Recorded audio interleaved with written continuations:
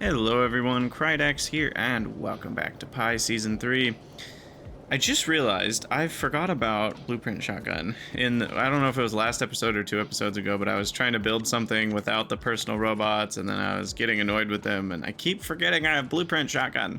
So I have to remind myself to use that. But at the end of the last episode, we left off just about to build a bunch of retorters near a stone patch, so that we can just create landfill. Who knew a landfill was so expensive? But this should get us enough landfill to be able to do all the things we want to do. And so we'll drive down here and get it set up. Another thing I want to remind everybody of is this Sunday, March 30th, which is just a few days away now. Around 2 p.m. UTC-ish, I will be streaming the pyanodon's 100-hour celebration, because by then we will be, let's see, I'm recording this on Wednesday, Thursday, Friday. You know what? I might be Wednesday, Thursday, Friday, Saturday. There's 4 days. No, I'll be past 100 hours by then. But I'll be just barely past 100 hours. This is ridiculous, by the way. At 40% mining productivity, only 6 miners is enough to fill an entire red belt of ore. Like, that is crazy. Is absolutely crazy. Because how many was I building this for? Only 17.5. I might go for just 15, and then I don't have to deal with 2 belts. But yeah, this is kind of a joke. Uh-oh. Why are these not working? Melon, or no, Code Green. Sorry, this is Code Green's fault. I'm hitting spacebar and it ain't working. Oh, well, I apologize to Code Green. It was not his fault. You know, I normally have 50 of these in my inventory. What did I craft that used them all up? That's my question.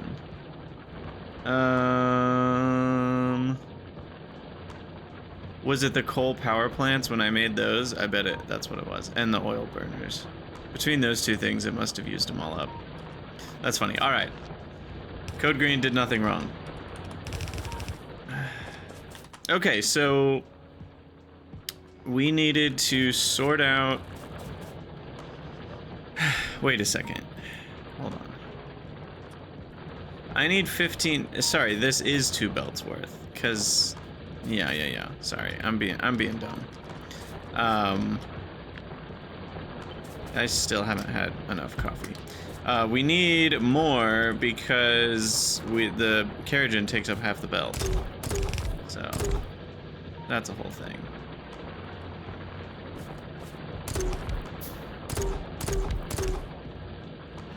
So then that should get us going. All right.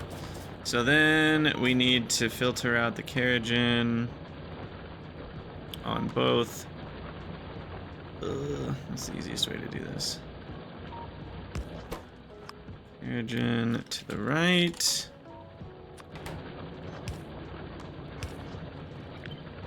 Carriage to the right.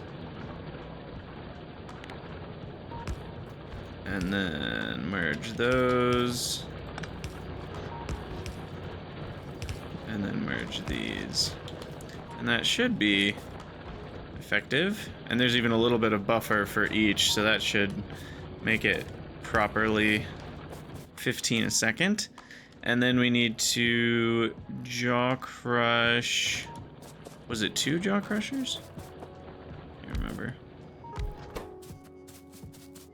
2, I think it was just 2, or was it 3? It was 2.5. Okay. Alright, so we do that, and then the retorter. Oh my gosh, these things are huge. Huge mongus. Good gravy. How big are these? 15 by 15. Alright, still nothing compared to a Repro complex, but pretty dang big. No, I'm out of belts. Why? Can I craft enough? I might be able to. Yeah, I think we might be okay.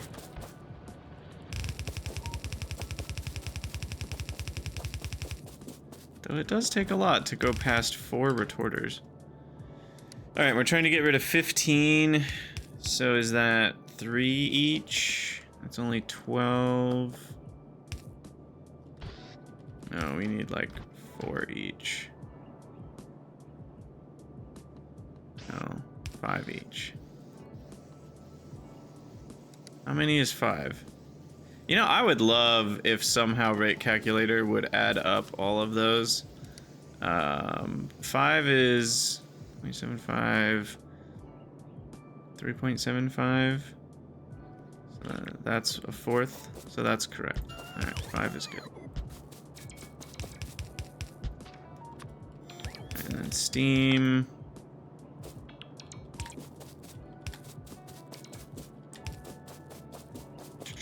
And then we need little extenders like so. And then the shale oil just goes directly into a few oil burners. And by Jove, isn't it nice that I can just do this? Also, someone reminded me about this recipe. Tar is not that hard to make, even if we need more with this recipe. It is an 8-second crafting time, so I'd need quite a few buildings, but like, that's not a lot of small parts, especially because iron and copper get really cheap when you're using the hot air molten plate recipe. Like, we can easily make absurd amounts of small parts. So, and drilling fluid is just water, remember? It's just water and power and space. So we can kind of get however much tar we want, even if bitumen seeps are on the limited side, which they're kind of not. So I just really need to use tar wherever I want, however I want, is kind of my point right now. All right, get the, what is this? Shale oil hooked up here. Like so. And then turn that way. Do this. Now, I was considering putting these off network, power network wise, because these are gonna take, like, we're gonna have more than enough, I think, shale oil. Because each unit of shale oil, I don't know, I've forgotten all the math. We did the math here. Each unit of steam is about 500 kilojoules. Each unit of shale oil is 500 kilojoules, but it's double that. So we're gonna be getting a lot of steam here. So what I'm getting at is we can use a few steam engines to power this whole build, and then we don't have to use power from the outside. All right, 175 shale oil though. We're actually gonna have overflow. We're gonna have overflow shale oil here. So we will sinkhole that, and then yeah, we need a crap ton. I'll just use loaders, I think.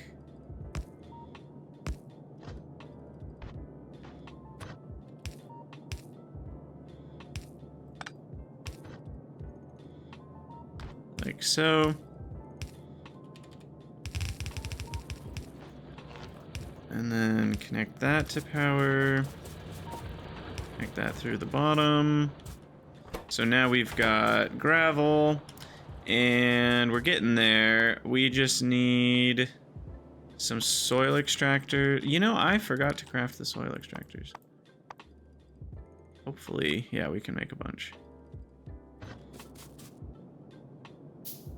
Oh, and then we needed to route a tiny bit of keratin away to power this silly little... This is a place where maybe using a regular factory would make sense. I don't know if I have any in my inventory, though. No, I don't. Just because then we didn't have to worry about powering it.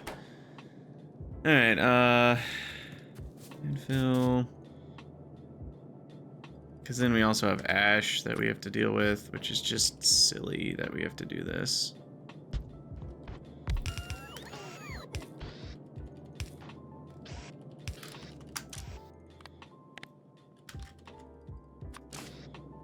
So yeah, all that being said, maybe I shouldn't have done it this way. All right, so we got gravel coming out of here. You know what? I actually need to do it this way. And then this is stone, and then these are gravel. Coming out here. And the total amount is 7.5 at most, which it'll be slightly less than that, because we're not quite making a full 17.5 of each. We're doing 15 of each. So that should do it there. Yeah, and then we just need soil coming up here.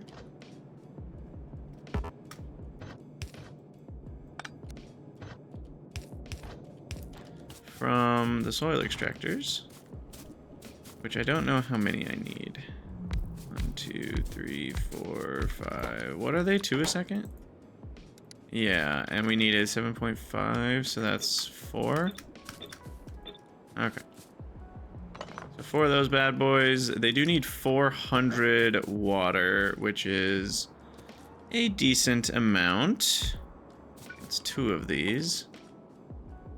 I could probably mix and match and use the leftovers from that one, but I think it's just easier to do it this way. So there's that. 7.5 again is a half belt, so I don't have to worry about belt-sidedness. Oof. Look at that. Perfectly lined up. Power. Okay. I think we're good to go. And the steam is already routed around, and then I also need to share the steam here for these guys. Why don't I put them in line with each other, and then that's a little bit better. 6 megawatts, that's not enough, right? No, nowhere near. Or sorry, these make 3.5 a piece. So that's like 10 megawatts. Probably enough. Is 2 oil burners enough for 70? So we'd have 50 left over. 50 times 500 power. Oh, but it's half efficiency. Right. It's only half efficiency.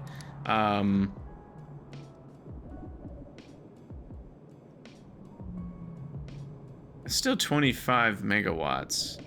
No. 12.5 megawatts. It might be cutting it close. Those are 1 megawatt each. That's 8. That's 11. That's another. Yeah, it's like really close. Hopefully I have the resources. I do. For another oil burner. So we'll do 3 oil burners, and that will definitely be enough. And then pump jack. Right there. On water. Alright, I think we're good. I might need a few more of you guys. Why don't I just do it like this? Or heck, I'll do you one better. Why don't we just go like that? Perfect. Okay, so now we'll hook it up to the main network for a minute to get things going. And once we've made our first batch of shale oil... Oh, you know what? I just realized I am a dum-dum. I mean, I'm not dumb, but I'm kind of dumb. Alright, we need a boiler or two to get the steam started.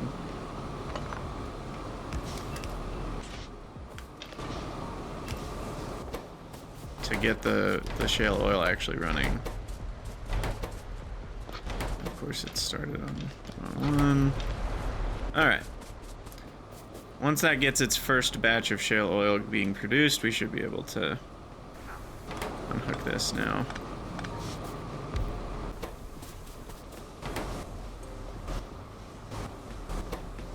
Well, so I thought. There. By deleting the building and then placing it, it dumped out the steam that it had in itself, which then was enough to get a different one started. All right, now we're cooking. Now we're cooking. Now these are good to go.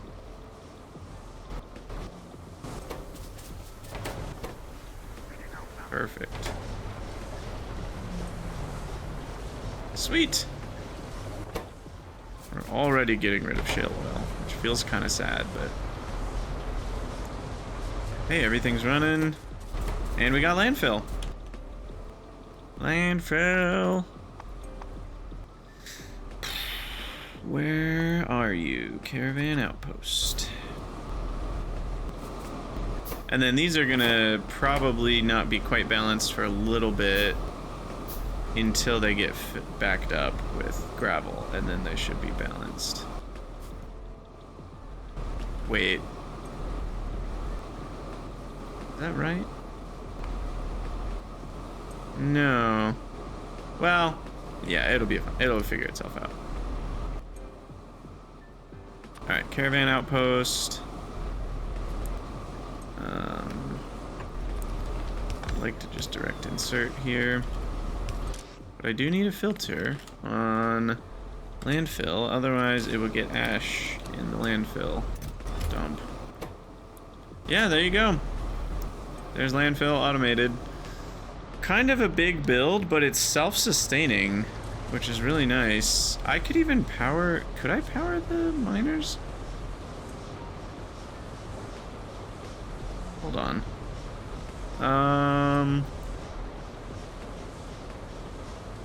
Maybe.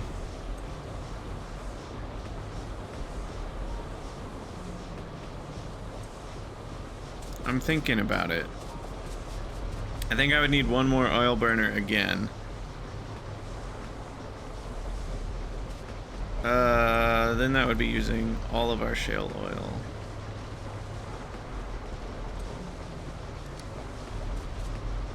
Is one of these uses 14.81. Those are using 12 megawatts. So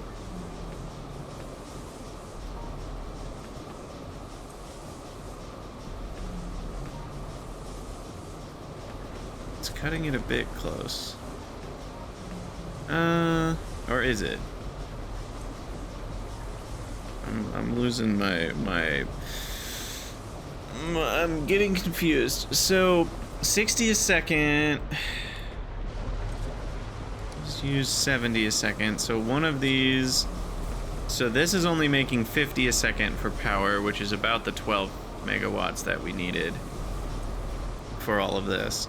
And then this would make a full 14.81 megawatts worth of steam power. Because remember, the efficiency is 200%, so it's consuming 14.81 megawatts of fluid fuel, but it's making double that units of steam power, but then it's making half of that in electricity when we go back to steam engines. So it does give us exactly 14.81 megawatts of like building running power. Now, isn't there a setting on max rate calc, or it's just called rate calc, to show power consumption? I kind of wish it was a checkbox, because I want it sometimes, but not all times. So the total here is 45? That seems higher than it should be. Wait, what? Production, consumption? What is this? Negative. Okay, I don't know what's going on with the steam engines. I'm gonna subtract them. How do I do that? Right click? There we go. I don't know what was going on with that. That was confusing me. But 18.3 megawatts is what this all adds up to.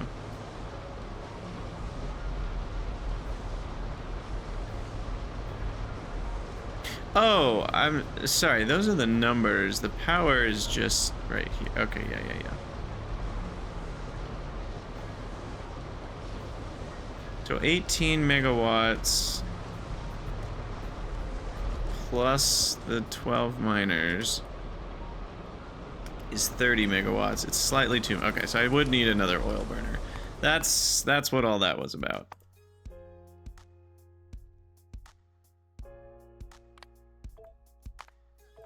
Yeah, I don't know if it's possible or if Rygarde's even watching this, but I would love if there was a button, like a toggle, that you could just click and it would turn on the power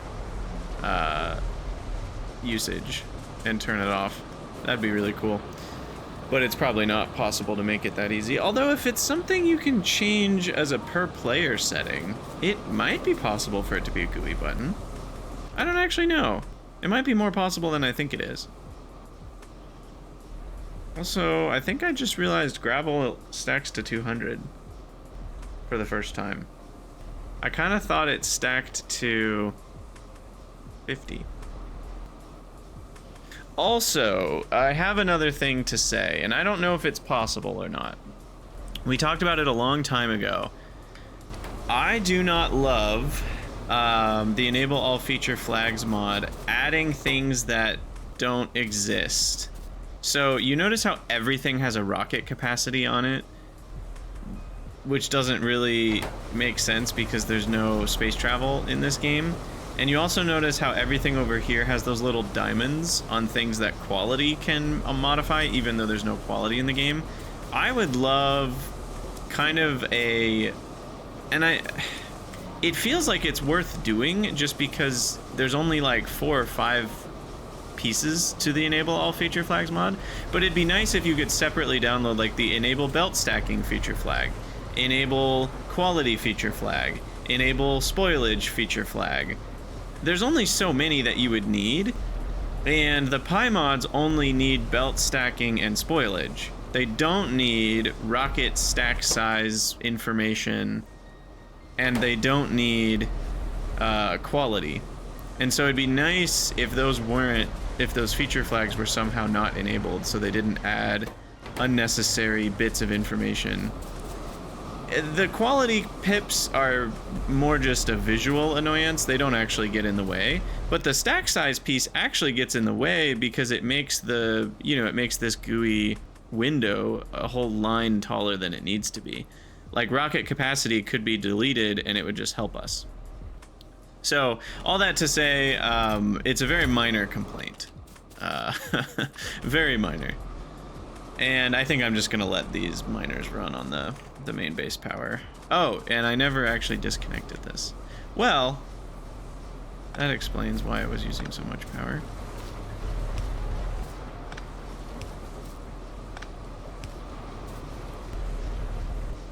There we go. I was expecting that to be more utilized. Okay. Cool. Now we just need a caravan on the other end. No! Whatever. Tim will catch up eventually. It's always a good time.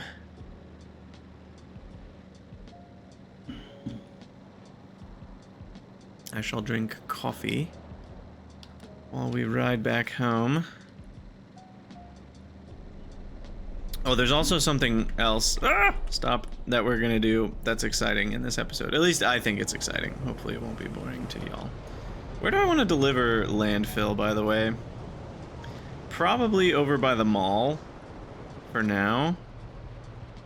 But we'll probably load it on trains eventually, right? I don't actually know. But I could just deliver it straight to here. Feels like a reasonable place. Did landfill stack to 100 or 1000? It does stack to 1000. Okay. So we really only need like 2 stacks or something. Landfill. Filter. Landfill.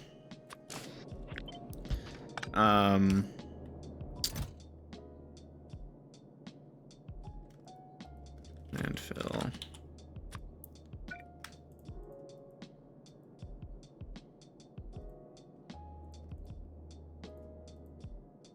Alright, we'll go with that. What? No, I didn't want to... I just wanted to set the... Okay, now I'm actually confused. Why is it not setting... Oh, no. Oh, God. Panic. Okay, quick thinking saved me.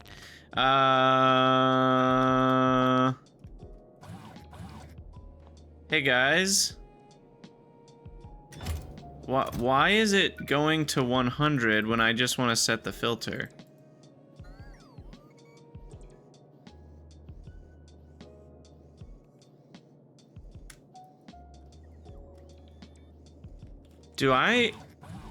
It never used to do this.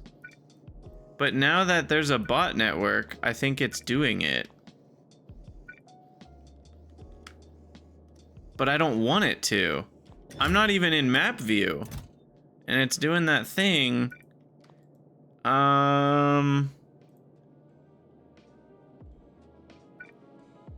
If I actually had a piece of landfill, this might work.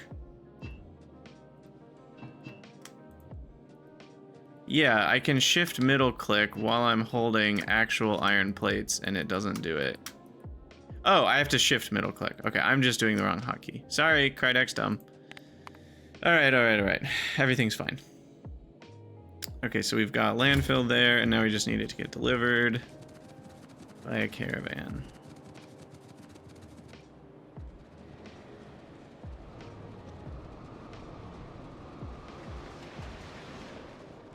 Some foreshadowing there. Alright, caravan. Foreshadowing for what, you ask? Exactly. Alright, give you some brain elation, and then you're gonna go here. Then you're gonna go here.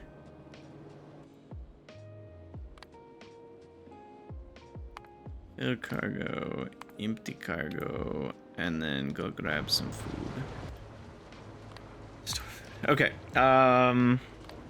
and you're gonna wait. I mean, how often do we want him to make a trip? We're making 900 an hour. So maybe 1 delivery an hour. It feels pretty efficient to do.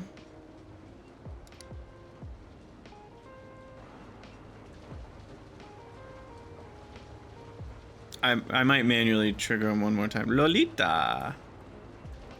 How about Landfillita? Oop, one extra L. Okay, so foreshadowing? For what, you say? Well, it was right when I was passing by something that is getting quite full.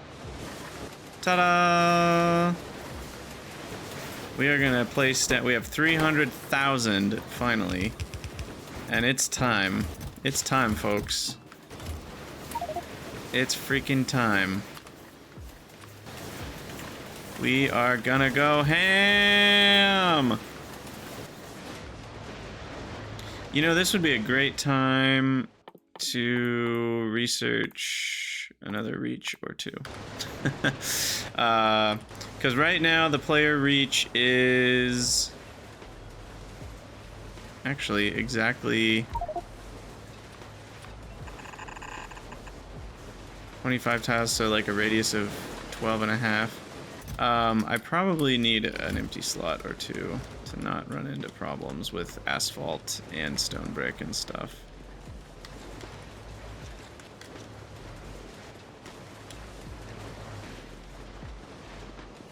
But yeah. Oh, I just literally said not to do that. Krydax, come on.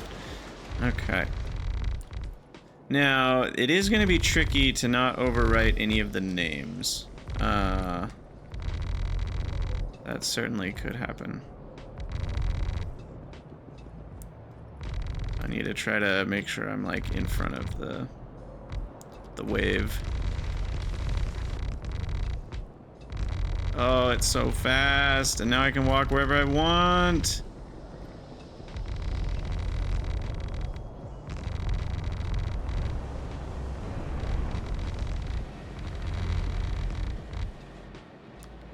I mean, there aren't any names around here, so I can just freely make this whole area.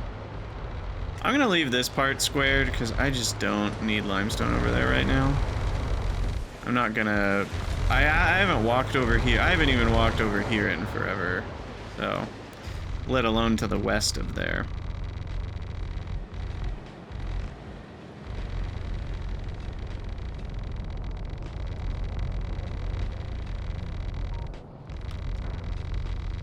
Boom.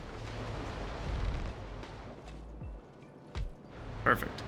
Okay, so there's that, and then here I will just go south.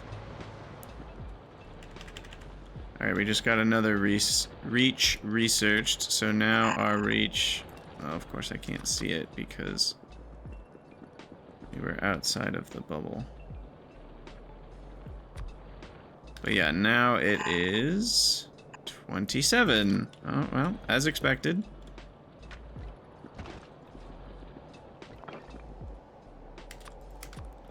Reach went up by 1, so our radius went up by 1.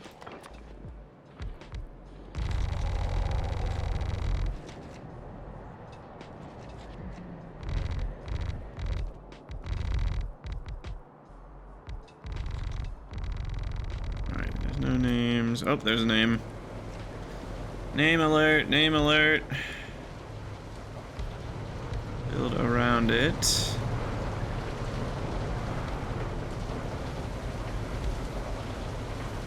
You know what I wish I could do is fill in the empty spots.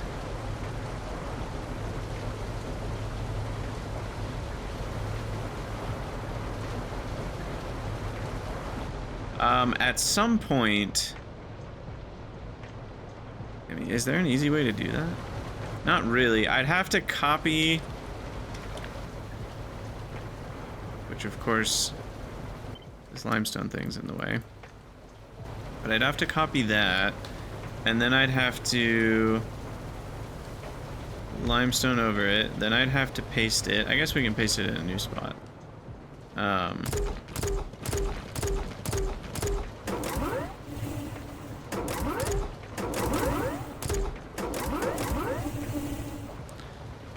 That doesn't look very good, does it? I wonder if it looks better in asphalt.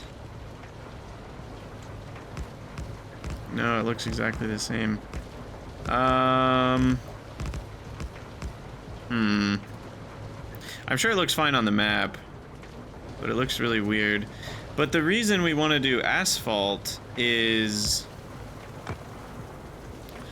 Yeah, this is tricky. For now, I will leave it as stone here, but what we'll have to do later is... We're gonna have to do limestone on top of asphalt. Because here, you can see the pattern of limestone on asphalt has the correct... I don't know if I'm making any sense. But limestone as the letters on asphalt as the You guys are understanding what I'm saying. I'm trying to do two things at once. Wow, this looks really weird. Like it's like the letters are backwards. Oh my gosh. But then like as I paint over the limestone squares with the asphalt squares, new shapes are appearing. Whoa! That felt really magical. But now we have to paint over the stone with the limestone. So this is gonna be some sort of upgrade planner situation later, I'm guessing. But the reason it's worth doing this is now I can run at full speed over the letters and I'm not like having that weird rubber banding. It's not actually rubber banding, but it sort of feels like rubber banding. All right, so the extra reach of 2 tiles is gonna help us a bunch here. For now, I'm just gonna work around it. Maybe someday we'll upgrade all the names.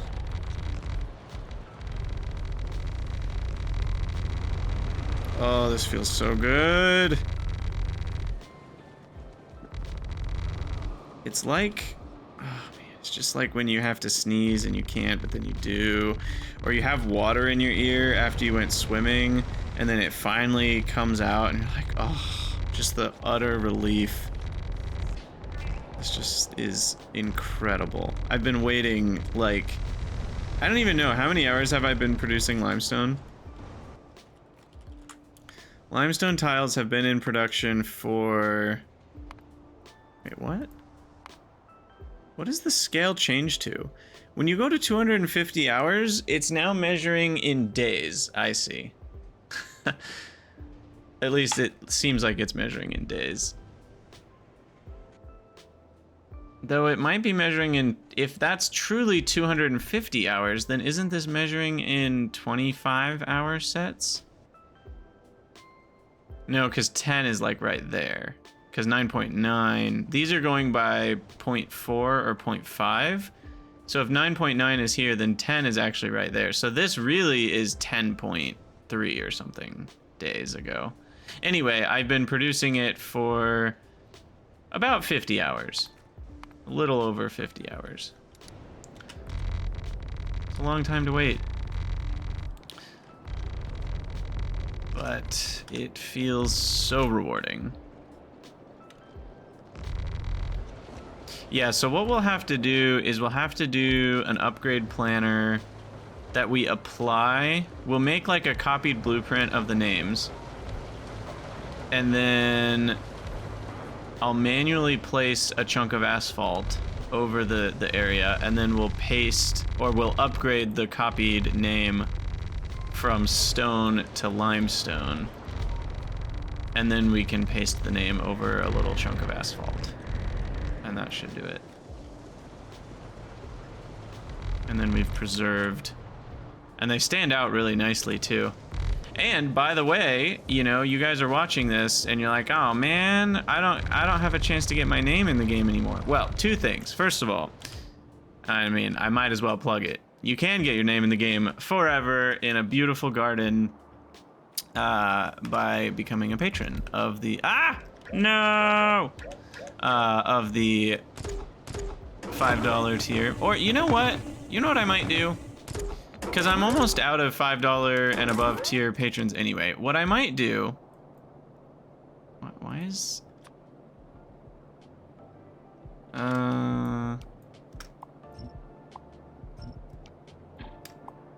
Weird. Sorry, that was a funky... I didn't know what to do with that. Wait, how did that just happen?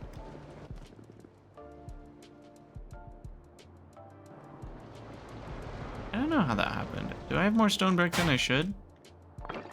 Well, guess what? We've got lots of stone brick now. Anyway, sorry, getting very distracted here by game stuff. So what I'm trying to get at is what I might do with the names, that's what I'm talking about, is I will probably make it so that even $2 patrons, which is the lowest tier, get their name in the Patreon Zen Garden. So we'll finish up with the $5 and up tiers, because those are the people that get their name in the credits, and that's kind of, and the name in the name randomizer, and that's kind of what I was using at first for the Patreon Zen Garden. But since I'm starting to run out of names anyway, I might as well start adding the $2 tier, because, you know, it does feel like that's a reasonable, you know, price point to just get your name in a garden. It's not like their names are going in the credits for being at the $2 tier. So there's still, you know, there's still the pull of the slightly higher tier. But at least the Patreon Zen Garden, I'll put in the $2 supporters as well. So there you go. There's an incentive to throw money at me. Not that I'm begging, but please give me money. No, I'm kidding. In all seriousness, don't give me money if you don't want to. I never want to pressure people into that. And what I was going to say is that the opportunity to have random names around the base will appear again on Sunday. Come join the stream, and then you can use Twitch points. If you haven't built up any Twitch points, then you probably won't be able to. And I will probably have a session during the stream where I will relax the cooldown on that command. Because for people that have been a part of my Factorio streams, you know that, like, there's a cooldown on it, so that way people aren't, like, you know, cashing in 20 name redemptions all at the same time. Because then I'm like, I don't want to write 20 names at the same time. So I never was okay with that. But during the stream, I'll probably have a name writing session where we'll let a bunch of people cash in their points. So yet another reason for you guys to join for the stream. And I guess that's actually a reason to join on Twitch specifically. I don't normally like to play favorites, but technically if I have to play favorites, legally I have to play favorites with Twitch. So there's just not a way to integrate like all the YouTube stuff easily into the experience for people that are on YouTube Live. And now if you have YouTube Premium and you're like, I want to watch on YouTube Live because there's no ads, or I just prefer being on YouTube because that's my platform, I don't even use Twitch. You know, if that's your jam, like, that's totally fine. That's why I put it on YouTube Live, is so that people can watch on YouTube Live. But you won't be able to do things like name and game redemptions or stuff like that. All right. I almost feel like I need a good rant. This is a perfect time for a rant. I haven't ranted about Hellmod in a while, but it's not really a point to doing that. I rant about Hellmod plenty when I use it. Though I've been a little bit higher on Hellmod recently. There are certainly some things that are halfway between bugs and quirks. What should I call them? Quubs? Borks? They're not really bugs in the sense that, like, I don't know if all of the things that are annoying about it are actually things that are wrong. They are kind of bugs in the sense that as a user, you're not experiencing it doing what you expect it to do. However, the more I use it, the more I realize the multi-layer thing is extremely complex, and I don't even know if there's necessarily a right answer on like what the user even should be expecting. So in some cases, I think it's one of those cases of like, Hellmod's technically doing what it was programmed to do, and it's not even bugging out. It just isn't doing what I thought it would do, or what you would think it would do. And I don't know, it's hard because it's such a complex thing. And, you know, a lot of people have complained about documentation, and I will agree with everybody 100%. The documentation on Hellmod is basically terrible. Not to be rude to a Hellmod creator, but like, it's pretty bad. It needs someone who understands it really well to spend a lot of time writing a really good guide. And I think there are quite a few features that need to be refined. And we have found a few actual bugs. Right, like the bugs that we found. I like how I said I wasn't gonna rant about Hellmod, and here we are. The bugs that we found have mostly been ones where like we've been able to somehow get ourselves into a situation in a block where removing a recipe and then adding it back in actually changes something. And that should never be the case, because nothing changed, right? Like, it's the same recipe, all the same buttons have been pressed, So there are some sort of like state changes that you can manage to do that end up getting like undone somehow, or not undone until you delete the recipe and then re-add the same recipe. And that sort of thing is a bug. So there are certainly some bugs. But all that to say, my main point is actually that I've been up on Hellmod a little bit recently, because we've been able to do pretty much everything we've wanted to do with, yes, a good bit of faffing about. I understand that people really like YAFC. People really want me to use YAFC. I understand all of that. But Hellmod is working fine for us. Like, it's not... Oh my gosh, we're almost out of limestone already. We just used half of our entire limestone stockpile. Oh, that's painful. That's really painful. Okay, so we were able to do that with one full inventory. So I'm not going to be able to get to the train base, but I want to finish the metals processing and ideally down here. And I think we can manage to get kind of that. And then the train base, we don't need it as much because we can walk around that part of the world, or we can get around that part of the world on trains. So I don't really need it as much. But the metals I just deleted something. I don't think I deleted a, yeah, it was just limestone tile that I right-clicked. Anyway, all that to say, I know YAFC is superior in a lot of ways. One of the main reasons, which many of you know this already, but one of the main reasons I don't use it on stream is because it's not in-game, right? Hellmod has the pin function that's really useful, and I can just click this to get a combinator. I can click this to get the building with the recipe selected. We can easily keep track of my progress on a build all on screen. If I wanted to use YAFC, it would have to be a separate window, and there might be a way to do this. I haven't figured it out yet, where only when it's the active window is OBS grabbing it and putting it on the screen. Because the reason I am scared to use it, because I played with it once a while back, and basically I would have to manually on OBS. OBS is the browser, or not browser, broadcast software that basically puts games and stuff on the screen. So OBS, I would have to click a button to enable the YAFC window. And then the problem is when I go back to playing the game, I have to remember to click the button again. And so that we run a risk of, like, I literally leave, it's just really fiddly, because I have to remember perfectly every time to click the button to turn off YAFC when I tab back over to Factorio, and that's just obviously really annoying. And so I would need to find a way, and there probably is a way. If anybody knows how to do it, let me know.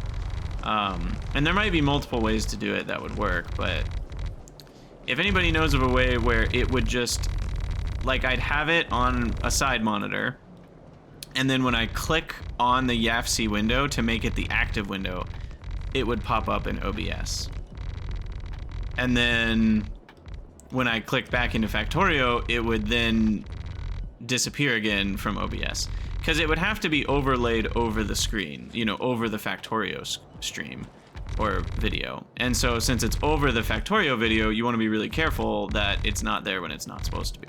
So anyway, that's problem number one with YAFC. Problem number two is that it doesn't provide that visual overlay like we were just talking about of having, you know, the build that we're currently doing, and I find that to be really nice for content creation purposes as well.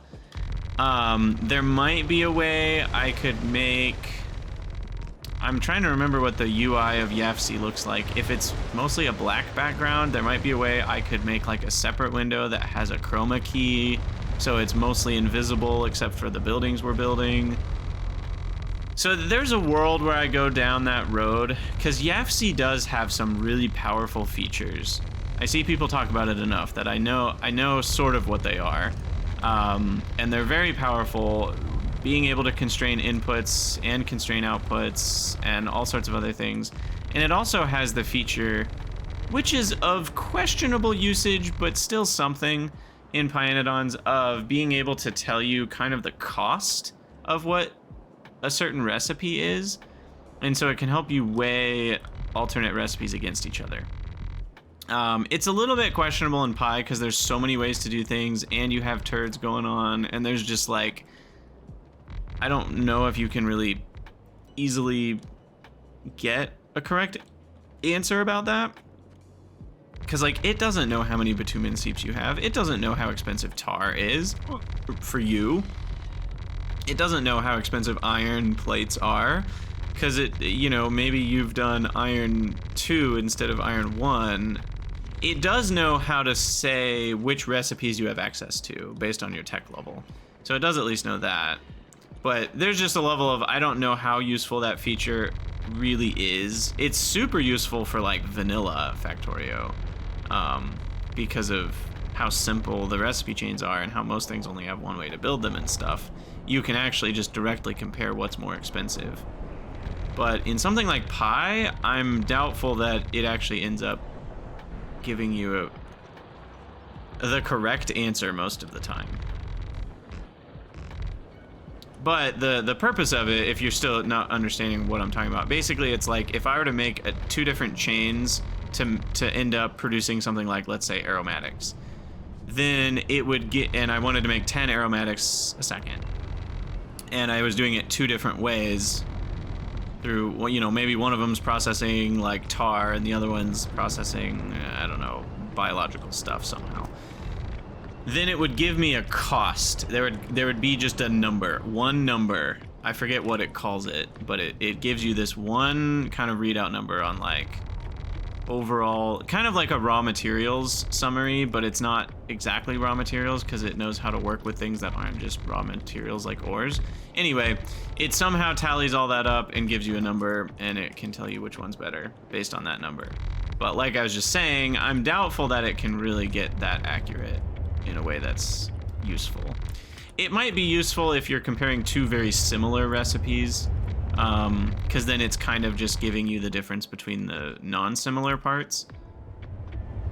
But anyway, I digress. We might switch to YAFC at some point, but for now, Helmod is capable of doing what I need it to do. We've been able to finagle the Helmod controls to coerce it. Coerce is the word I wanted to use.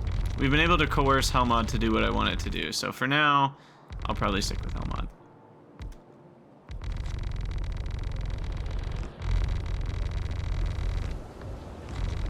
All right. Well, this has been a very fun limestone brick laying session. We are all tiled out. All right, we got 19,000 left. Let's take a look at the map. We've got that whole build, we've got the whole metals build, we've got pretty much everything on the west side of the base. Technically, some of the base is outside of it, but I don't really care about that. And now trains can get us to this section. So yeah, sweet, sweet, sweet. Now we can get around the base much easier, and I can walk whatever direction I want to walk, and I don't have to just walk in straight lines anymore and follow the black and white brick roads. We no longer have to do that. I'm gonna get a little bit more going here. And then, yeah, this feels great. This feels really good. What I might actually do next is make little roads going out to these distant locations. And then I don't have to drive cars. Because walking on limestone tiles is basically as fast as driving a car, which is super nice. But yeah, sorry that took so long. If that was a boring thing for you, I enjoyed it. I hope you did too. I will rely on people in the comments telling me if I deleted anybody's name on accident. If I did, let me know exactly what letters I deleted, and I'll put them back. And roughly where it was that I deleted it from. Because I certainly was talking about other things and my brain got distracted, so who knows if I actually did that on accident. It is kind of funny. It's going to be harder to find things now. I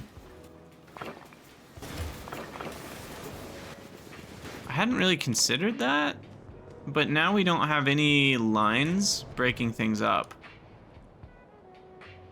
So I wonder if I should just make a few asphalt lines. Kind of roughly where I had them before. Just so that we have some visual cues. Because now the whole base is just limestone tiles, and I think my brain probably got used to there being more than just that, if that makes sense. So it probably wouldn't be crazy to make a few crisscrosses of asphalt. But this is the starter base. Is there even a point? I don't think there's much of a point. The starter base is not long for this world, so I'm not going to worry about it. But I do think we're going to call it an episode there. We got, how much? 326 landfill. Feeling good. So we got our landfill build done, and we got the whole base covered in limestone tiles. So progress is being made on this inn garden. I'm having a ton of fun with this pie run. I mean, we're almost at 100 hours, and only a few weeks from now we'll be at 100 episodes. This is the run, people. This is the run. Is it the run that actually gets to beat pyanodons? I can't promise that, but this is the run. Whatever that means. So, yeah, as always, let me know what you think down in the comments. Make sure, if you can, join the stream. I'd love to see you there. Sunday, March 30th, just in a few days. And as always, thanks for watching.